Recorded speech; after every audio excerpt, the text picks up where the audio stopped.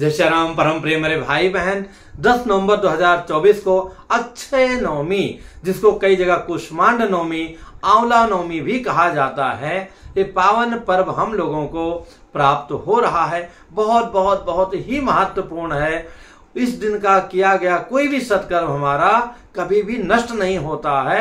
अक्षय तृतीया और अक्षय नवमी दो ऐसे पर्व हैं, इसीलिए तो हमारे श्री अयोध्या जी की और वृंदावन मथुरा की जो है 14 कोशीय परिक्रमा भक्तजन श्रद्धा विश्वास पूर्वक 5 साल की उम्र से लेकर के और 85 साल तक की माताएं, बहनें, बेटियां, भाई, बंधु सब लोग करते हैं। तो इस दिन का हमें अवश्य पूरी तरह से सदुपयोग करना चाहिए।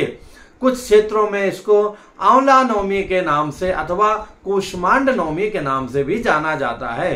कुष्मांड का नियम यह है कि नवमी, दशमी, एकादशी तीनों दिन जो है इसमें इसको खोल करके इसमें रत्न रख देना चाहिए, पूजन करना चाहिए और फिर द्वादशी को जो है अच्छे सुयोग्य विप्र ब्राह्मण को इसको दान करना चाहिए। पर मोटा मोटी और क्या कर सकते हैं, तो आंवला नवमी के दिन हमें पूरे परिवार के साथ मिल करके जहां पर आंवला का वृक्ष वहां जाकर के सफाई कर करके और वहां पर जो है सब लोग बैठ जाएं।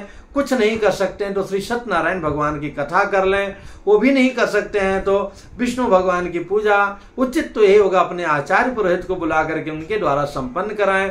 स्वयं भी करना चाहते हैं तो जो घर के भगवान है, लड्डू गोपाल जी, राम जी अथवा लक्ष्मी नारायण है, दत्तात्रेय जी हैं, बालाजी हैं, जगन्नाथ स्वामी है, जिनके भी रूप में आपकी अनुरक्ति है, कोई बाबा दादी नहीं, वहां ले जाकर के उनका चंदन अक्षत फूल धूप दीप से पूजन करके और वहां खीर बना करके उनको भोग लगाना चाहिए। आंवले का मुरब्बा वगैरह भी उस दिन बना करके उनको अर्पण करके बाद में ही फिर हमें दान इत्यादि करके, अच्छा तो यही रहेगा कि ब्राह्मणों को वहां जिमा करके फिर बाद में हमें जिमना है। जिमने के पहले हमें वहां जो पूजन करना है वहां पे हमें हाथ में संकल्प लेकर के संकल्प बड़ा होता है कि धात्री मूले विष्णु पूजनम करिष्ये, यानी धात्री आंवला को ही बोलते हैं। तो धात्री मूले आंवला के वृक्ष के नीचे हम पूजन करने जा रहे हैं। इसका एक संक्षेप वीडियो हमारे चैनल पर उपलब्ध है, जिसको देख करके आप स्वयं कर सकते हैं। नीचे डिस्क्रिप्शन में लिंक रहेगा, उस लिंक को टच करके देखिएगा। जब कोई कमेंट्स करेगा उसके बाद ही लिंक डालूंगा। और इस दिन हमें क्या करना चाहिए, उसके जड़ों में अपने पितरों का तर्पण होता है। तो आप दूध के द्वारा दक्षिणाभिमुख बैठ जाएं अथवा पूर्वाभिमुख भी बैठ सकते हैं वहां पर, और वृक्ष के जड़ में ये जो है दूध का धारा ऐसे गिराते हुए जो है इन मंत्रों को श्रवण करते रहिएगा। पिता महाश्चान्ये अपुत्रा ये च गोत्रिणः ते पिबन्तु मया दत्तम धात्री मूले क्षयं पया। ये दक्षिण दिशा में ही करना उचित रहेगा, दक्षिण की तरफ मुख करके आंवला वृक्ष के नीचे। आ ब्रह्मस्तम पर्यंतम देवर्षि पितृमानवः ते पिबन्तु मया दत्तम धात्री मूले क्षयं पया। तो अब आप ये दक्षिण मुख करेंगे तो अब सभ्य भी हो जाएंगे, और जो जनेऊ धारण नहीं करते हैं वो दाहिने कंधे पर गमछा रख लेंगे, जो जनेऊ धारण करते हैं वो दाहिने कंधे पर जनेऊ रख करके ये कार्य कर लेंगे। इसके बाद में जो है उनके जो तन जो है वृक्ष में जो है सूत्र वेष्टन करना चाहिए, मतलब कच्चा सूत्र लपेटा जाता है, कम से कम 11 बार लपेटना चाहिए। और इन मंत्रों को श्रवण करते हुए दामोदर निवासायै धात्री देव्यै नमो नमः सूत्रेणानेन बध्नानि धात्री देवी नमोस्तुते। इस प्रकार से आप कर सकते हैं। और उसके बाद में हवन इत्यादि भी करना चाहें तो करें, फिर ब्राह्मण को जिमा करके, और अगर आप दान इत्यादि विशेष कर सकते हैं तो अवश्य करना चाहिए, और फिर बाद में अपने को भोजन वहां पे ग्रहण करना चाहिए। हालांकि पूरे कार्तिक मास का तो नियम यही है मेरे भाई बहन कि जो है आंवले के वृक्ष के नीचे प्रतिदिन भोजन करें, लेकिन अगर पूरे महीने नहीं कर सकते हैं तो एक दिन करें। तो एक दिन करना हो तो सबसे विशेष दिवस जो है ये अक्षय नवमी, इस दिन हमें करना चाहिए। फिर से सुन लीजिए, इस दिन का किया गया पुण्य सत्कर्म कभी भी नष्ट नहीं होता है।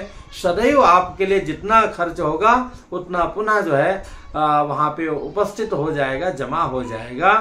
संसार मिट जाएगा पर आपका किया गया पुण्य कभी भी क्षय नहीं होगा। जब पुनः जो है सृष्टि होगी तो आपको इस पुण्य के साथ में आपका पुनर्जन्म होगा। तो इसलिए मेरे भाई बहन बहुत ही महत्वपूर्ण दिवस है, इसका आप पूरा लाभ लीजिए। और इसी के बाद से आंवला खाने की अनुमति जो है शास्त्रों में मिली है। इसके पहले आंवला इत्यादि हमें आंवला नहीं ग्रहण करना चाहिए। कभी भी हरे वृक्षों को हमको काटना नहीं चाहिए, उनका ध्यान देना चाहिए, उनका संरक्षण करना चाहिए। आजकल कुत्ता बिल्ली लोग पालने लगे हैं, उनसे पालने वो दया करो, लेकिन पालना किसको? वृक्ष को लगाओ। आजकल कई जगह हम लोग जो अपने नवयुवक हैं, बच्चे बच्चियां सब दिल लगा लेते हैं, जिसके मतलब सब अपना उनका करियर बर्बाद होता है, पढ़ाई बर्बाद होता है, जीवन बर्बाद होता है। अगर दिल ही लगाना है तो अच्छा है भैया कि वृक्ष लगाओ, जहां अच्छे एक भी वृक्ष आपका लगा हुआ। एक वीडियो में देखा था, शायद साउथ का था, बनाया गया था कि वहां बच्चे जो पास होते थे सब वृक्ष एक बैच अपना वृक्ष लगाता था। तो ये बहुत अच्छा नियम था। आप लोग भी ऐसा कर सकते हैं, कहीं भी बाहर जाके भी कर सकते हैं। तो दिल लगाना है तो कन्हैया में लगाइए, माता पिता में लगाइए, वृक्ष में लगाइए। और जब विवाह शादी हो जाए तो जहां लगाना है पूरी तरह लगाइए, तो वही सबसे कल्याणकारी रहेगा। जब जब आप वृद्ध भी हो जाएंगे तो सोचेंगे एक वृक्ष लगाए रहेंगे तो कितनी प्रसन्नता होगी। और आंवला को तो जो है अमृत कहा गया है। कोई मन में दुविधा हो तो कमेंट्स कीजिएगा, वीडियो उचित लगे थोड़ा शेयर कर लिया कीजिएगा, लाइक कर लीजिएगा। और जय जय सिया राम। पुनः मिलूंगा एक नई जानकारी के साथ में। जय सिया राम।